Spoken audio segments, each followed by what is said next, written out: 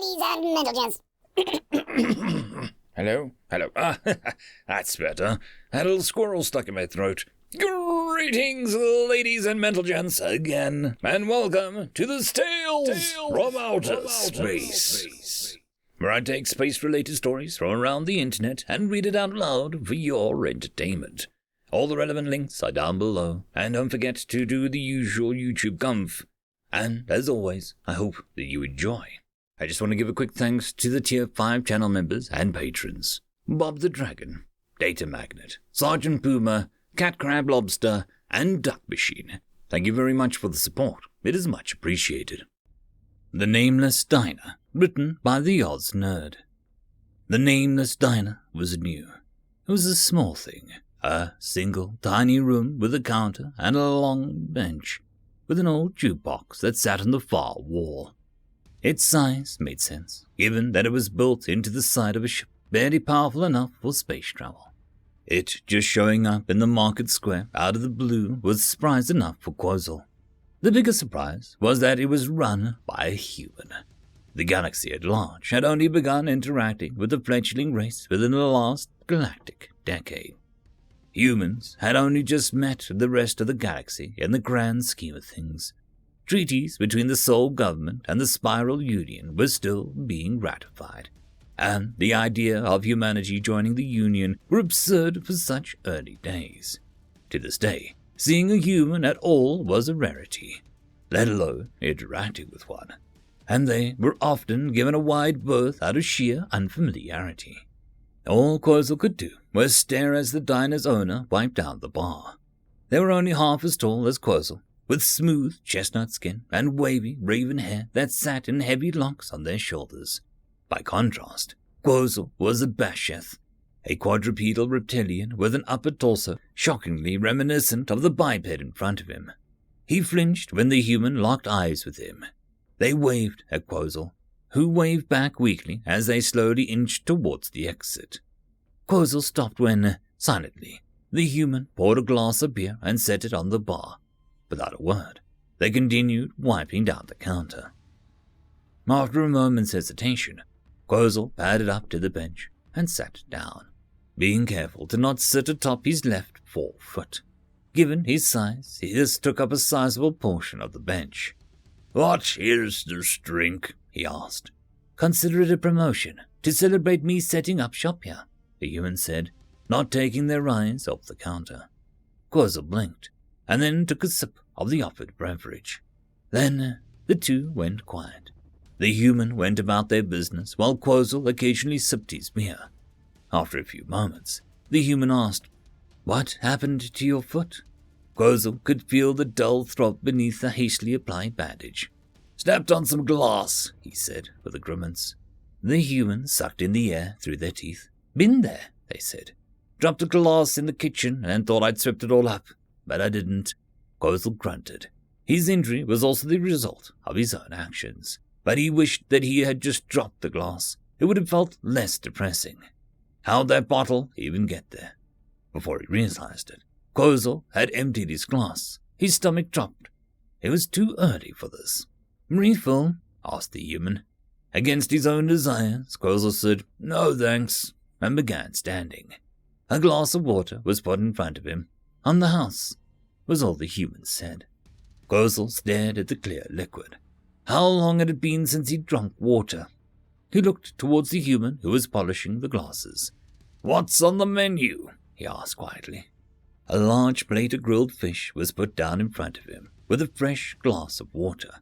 "Thanks," said Quozzle. "Not a problem," replied the human.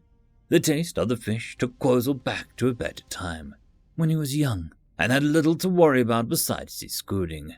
He would have shed a tear, were his species capable. Instead, his thick tail involuntarily curled into a tight ball. "My cooking can't be that good, can it?" joked the human. Quozzle swallowed a mouthful of fish. "Shut it," he said defensively. "You've done your research, haven't you?" The human smiled. "I gotta know my clientele. More water?" "Please." Quozzle heard a splash of water filling the glass, then, "Name still." The human held out Quozzle's drink. Grateful, he took it. "Quozzle," he responded after a moment. Pleasure to make your acquaintance, Till said with a flourish. And mine yours. Till grabbed the glass. They made for the beer tap, then paused briefly, glancing at Quozel. They bought themselves a cola instead. Quozel opened his mouth to thank them, but thought better of it. So, what brings you out here? He asked. Till thought, a glass to her lips. I was just making my way along the B48 Corex hub when I saw a link ring to here, and I thought, that quiet would do me good, so why not? So I took it, and here I am. Quozel barked. You passed up one of the most populated hubs in the galaxy. For this place, how much money are you losing? Doesn't matter. I have plenty of savings. Till's tone was entirely unconcerned. Peaceful. Quozel laughed, his tail slapping the bench. No way you're doing this just because you like it. In this pokey thing that could barely break atmosphere. You'd have to be desperate for this to be your vehicle of choice. Why are you really out here doing this? Till blinked and set the glass down. Slowly, their expression shifted from content nonchalance to stern recollection. Yeah, actually. Never really liked my home much. It was one of the skeevier places on a moon colony. Gangs found it a good place to set up shop. And that just killed it for everyone. Soon enough, everybody that wasn't a gangster or in their pocket packed up and shipped out. I was the last one. I bought this junker for pennies, fixed her up as best I could, and got out of Dodge as soon as I could get her running. Squatted in a surface garage for about a year while I made her presentable. Then I worked those streets for a few years while I saved up. I was doing pretty well too. But all the time I couldn't get the colony out of my mind. It was always above my head, like it was watching me. So when I decided that I'd saved up enough, I just left. And I've been hopping planets since.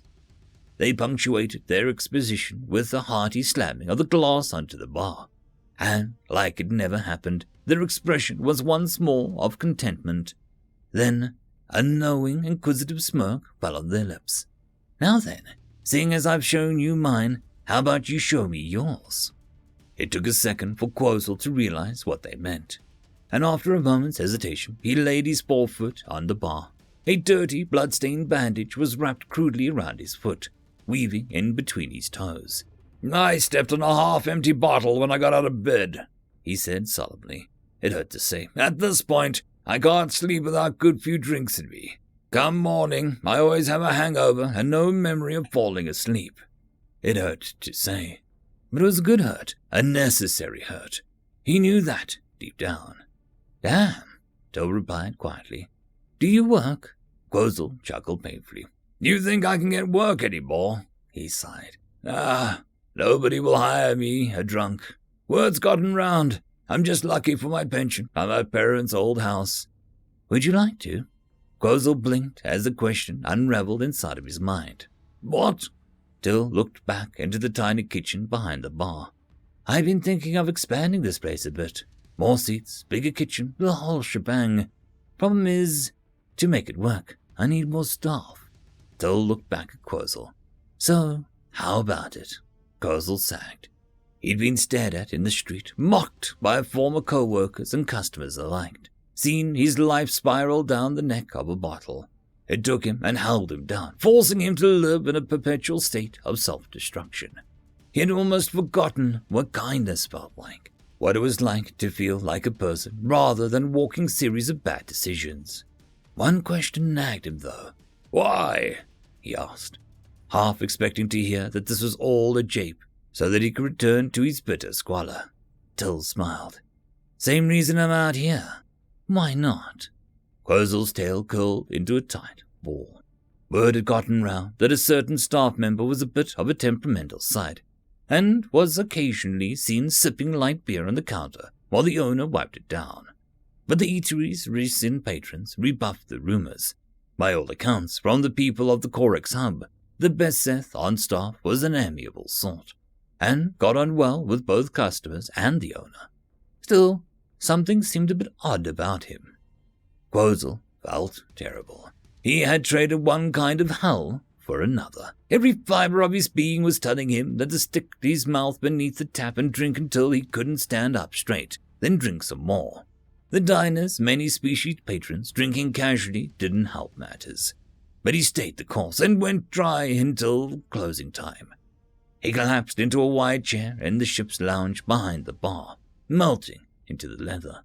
He heard a clink of a glass on the nearby table and accepted the water gratefully. "Well done," said Till, heading out to some last-minute cleaning. Every sip of water cleared Quozel's head a little bit more, and Till's words of encouragement aided more than Quozel believed they knew. The Nameless diner was new. It was a small thing, a single room of a counter and a bench, a pair of tables, and an old jukebox that sat in the corner. The ship that it was attached to was a cozy little box about the size of a cottage. It just showing up in the middle of Corrick's hub, and doing so well, was surprise enough for Quozel. The bigger surprise was that he was sober enough to remember it in the morning. End of story. And that, my friends, concludes this video. I hope that you enjoyed, and if you do, please consider supporting the author, even by popping over and leaving a thumbs up or a nice comment, just to show your appreciation for the story. However, if you wish to support this channel, there are links down below which will help immensely. I will see you all in the next one, and until then, I hope that you have a fantastic day. Cheers.